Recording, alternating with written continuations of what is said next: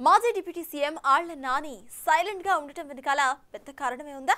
Cadre వద్దంటున్న TDP అధిష్టానం ఆయన్ని పార్టీలో చేర్చుకున్నప్పటికీ ఎక్కడా కూడా పార్టీ కార్యకలాపాల్లో ఆ మాజీ ఉప ముఖ్యమంత్రి అస్సలు కనపడడం లేదు. అసలు ఇంతవరకు ఏలూరు టీడీపీ కార్యాలయం గుమ్మం తొక్కిన దాఖలాలే కనిపించలేదు. అంటే స్థానిక నాయకులతో ఆళ్ల నానికి ఇంకా సయోధ్య కుదరలేదా? లేక పార్టీ ప్రోటోకాల్ పదవి దక్కిన తర్వాతే ప్రజల్లోకి వస్తారా? ఇటీవల పార్టీ మారినా ఆయన కొత్త పార్టీలో ఉండలేక మళ్ళీ సొంత పార్టీకి వెళ్ళిపోతానంటానికి రూట్ క్లియర్ చేసుకునే ప్రయత్నాల్లో పడ్డారా?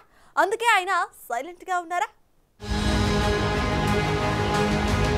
వైసీపీ ప్రభుత్వంలో మాజీ ఉప ముఖ్యమంత్రిగా పనిచేశారు ఏలూరు మాజీ ఎమ్మెల్యే ఆళ్ల నాని. జిల్లా రాజకీయాలను తన కనుసన్నల్లో జరిపిన సీనియర్ రాజకీయ నాయకుడు. మాజీ ముఖ్యమంత్రి జగన్ రెడ్డికి అనుంగ అనుచరుడిగా, వీర విధేయుడిగా చెప్పుకునేవారు. అయితే 2024 ఎన్నికల్లో ఏలూరులో తనతో పాటు రాష్ట్రంలో వైసీపీ ఘోర పరాజయం పాలవటంతో సొంత పార్టీని వీడి సైకిల్ ఎక్కేశారు. సైకిల్ ఎక్కినప్పటికీ ఆ సైకిల్ పై ఎక్కడా తిరగటం లేదు. ఏలూరు జిల్లా వైసీపీ మాజీ అధ్యక్షుడిగా వ్యవహరించిన మాజీ డిప్యూటీ సీఎం ఆళ్ల నాని కొద్ది నెలల క్రితం పార్టీకి, పదవులకు, ప్రాథమిక సభ్యత్వానికి రాజీనామా చేసి తెలుగుదేశం పార్టీలో చేరారు.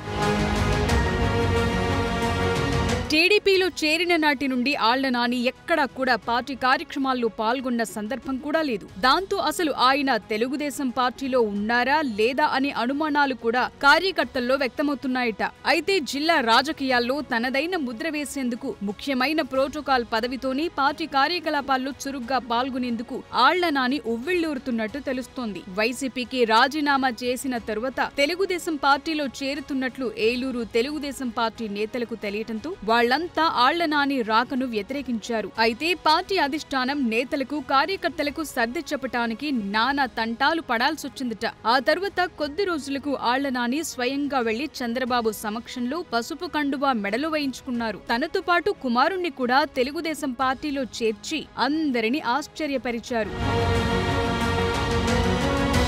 ఇకపై ఆళ్ల నాని ప్రత్యక్ష రాజకీయాలకు దూరంగా ఉండి తన కుమారుడితో రాజకీయ అరంగేట్రం చేయించేందుకు సిద్ధమవుతున్నట్లు ప్రచారం కూడా జరిగింది. కానీ టీడీపీలో చేరి నెలలు గడుస్తున్నా ఎక్కడా కూడా ఆళ్ల నాని గాని, ఆయన కుమారుడు గాని పార్టీ కార్యకలాపాల్లో కనిపించటం లేదు. 2024 ఎన్నికల తరువాత వైసీపీకి పూర్తిగా దూరంగా ఉన్న ఆళ్ల నాని గతంలో ఏలూరు నగరంలో ఆ పార్టీకి తిరుగులేని నాయకుడిగా వ్యవహరించారు. పార్టీ నాయకులను, స్థానిక సంస్థల ప్రజా ప్రతినిధులను తన వారినే నియమించుకున్నారు. ఏలూరు నగరపాలక సంస్థ పరిధిలో ఉన్న 50 కార్పొరేట్ సీట్లలో 47 సీట్లు వైసీపీ గెలుచుకునేలా చక్రం తిప్పి పార్టీకి తిరుగులేదని నిరూపించారు.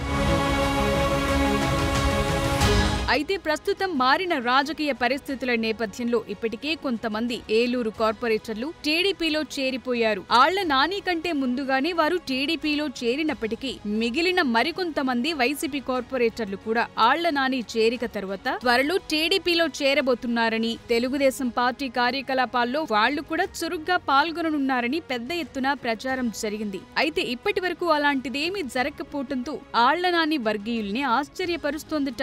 సుదీర్ఘ కాలం పాటు వైసీపీ కుటుంబానికి అత్యంత సన్నిహితంగా ఉన్న ఆళ్ల నాని పార్టీకి రాజీనామా చేయడంతో అప్పట్లోనే అందరినీ షాక్కు గురిచేసింది. మారిన రాజకీయ పరిస్థితుల దృష్ట్యా రాజీనామా చేశారని అందరూ అనుకున్న సీఎం చంద్రబాబు సమక్షంలో తన కుమారుడితో కలిసి ఆళ్ల నాని పసుపు కండువ వేయించుకోవటం వైసీపీ వర్గాలను మరింత కలవరపరిచిందట. అప్పటి నుండి ఆళ్ల నాని అంటేనే వైసీపీ వర్గం మండిపడుతోంది. ఏలూరు నియోజకవర్గంలో ఆళ్ల నానికి కాంగ్రెస్ లో ఉన్నప్పుడు దివంగత వైఎస్ రాజశేఖర్ రెడ్డి ప్రత్యేక ప్రాధాన్యత ఇచ్చారు. ఆ తరువాత వైఎస్ జగన్ కూడా నానిని సొంత కుటుంబ సభ్యుడిలా చూసుకుంటూ వస్తే ఈ విధంగా మోసం చేసి వెళ్లిపోతారా అంటూ ఏలూరు వైసీపీ క్యాడర్ మండిపడుతూనే ఉంది. అదలా ఉంటే ఆళ్ల నానిని నమ్ముకున్న ఒక వర్గీయులు మాత్రం ఆయన ఎప్పుడు ఏ నిర్ణయం తీసుకుంటారు, ఎప్పుడు మళ్లీ పొలిటికల్ గా యాక్టివ్ అవుతారో అర్థం కాక తలలు పట్టుకుంటున్నారట. 1999 ఎన్నికల నుంచి ఏలూరు ఎమ్మెల్యేగా పోటీ చేస్తూ వచ్చి ఆళ్ల నాని 3 సార్లు ఎమ్మెల్యేగా గెలిచారు. అంతా సుదీర్ఘ కాలం పాటు రాజకీయాల్లో ఉన్న ఆయన పదవులు ఉంటేనే ప్రజల్లో ఉంటాను, లేకపోతే అసలు కనబడను అన్నట్లుగా కనీసం అందుబాటులో లేకపోవటం ఆళ్ల నాని వర్గాన్ని గందరగోళానికి గురి చేస్తోందట.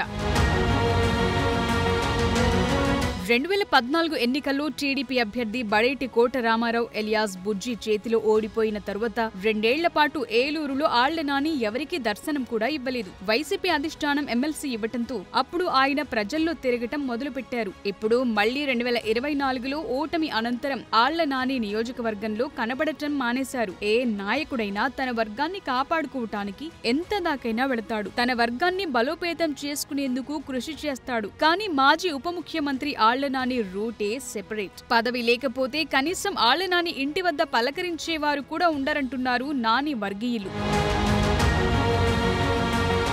అదలా ఉంటే నియోజకవర్గాల పునర్విభజన జరిగితే 2029లో జరిగే ఎన్నికలకు ఆళ్ల నాని కుమారుడిని ఎమ్మెల్యేగా పోటీ చేయించాలనే ఆలోచనతో ముందస్తు ప్రణాళికలు కూడా వేస్తున్నట్లు తెలుస్తోంది. ఇవన్నీ ఒకెత్తైతే టీడీపీలోకి ఆళ్ల నాని రాకను వ్యతిరేకించిన నేతల వల్లే ఆయన పార్టీ కార్యక్రమాల్లోకి రాలేకపోతున్నారంటూ నాని వర్గం నేతలు చెప్తున్నారు. మరోపక్క నాని మౌనం వెనుక మళ్లీ వైసీపీలో చేరే ఆలోచనలు లేకపోలేదు అంటున్నారు. గతంలో సైతం పోటీలో ఉండనంటూనే వేరే వారికి వైసీపీ ఇన్ఛార్జి పదవి కట్టబెట్టి వాళ్లతో డబ్బులు ఖర్చు పెట్టించి ఎన్నికలొచ్చే సమయానికి తాను తప్ప ఇంకెవ్వరూ పోటీ చెయ్యలేరని, పోటీ చేస్తే ఓడిపోతారంటూ అధిష్టానానికి సంకేతాలు పంపించిన విషయాలను ఇప్పుడు గుర్తు చేసుకుంటున్నారు.